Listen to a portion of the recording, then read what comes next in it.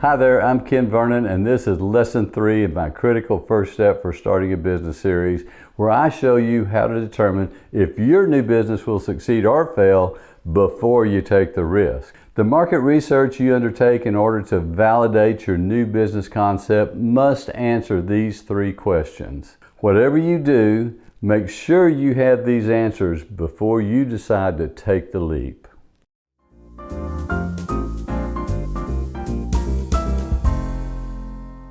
In order to determine if it is the right time to bring your product or service to the market, there are 3 vitally important questions that need to be answered. The answers to these 3 questions must be honest, unbiased, and backed by your market research. Question number 1, is there an identifiable and accessible market that has a need for the product? Now that's a 3-part question.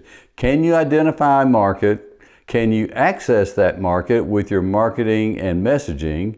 And do they have a need for the product? Question number 2, are those who have the need willing to pay for it? And question number 3, are they willing to pay a price that includes a sufficient profit? If you do the market research to answer these 3 questions, you can then project a level of either success or failure for your new business. Now let me repeat that.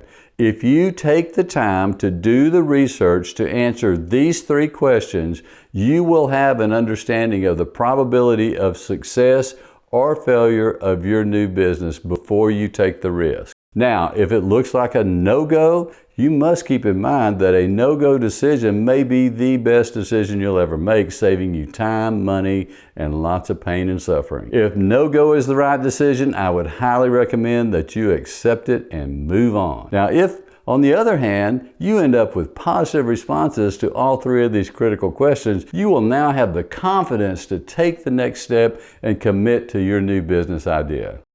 You just watched Lesson 3 of my Critical First Step for Starting a New Business series. Now, I've gotten some input on my class that says I shouldn't tell people to stop. I was told that potential entrepreneurs just simply don't want to hear that. But this is a critical point about starting a business that I have to convey to you. If you do not find an audience that needs your product or service, or an audience that is willing to pay, just remember, a no-go decision may save you years of financial and personal stress and pain. A small business failure can be brutal, and even more so on the personal life of the founders. I want you and your new business to be successful, so feel free to drop me an email with any questions, comments, or issues you need help with, and I will get back to you. My email is ken@lifelessonsforbusiness.com. That's lifelessons4business.com. Now in the next lesson, I'll show you how to find the right target market for your new business. Hasta luego. Right time to bring your product or service, excuse me, pardon me. I don't know who I'm talking to, but pardon me anyway. Okay, here we go. In order to determine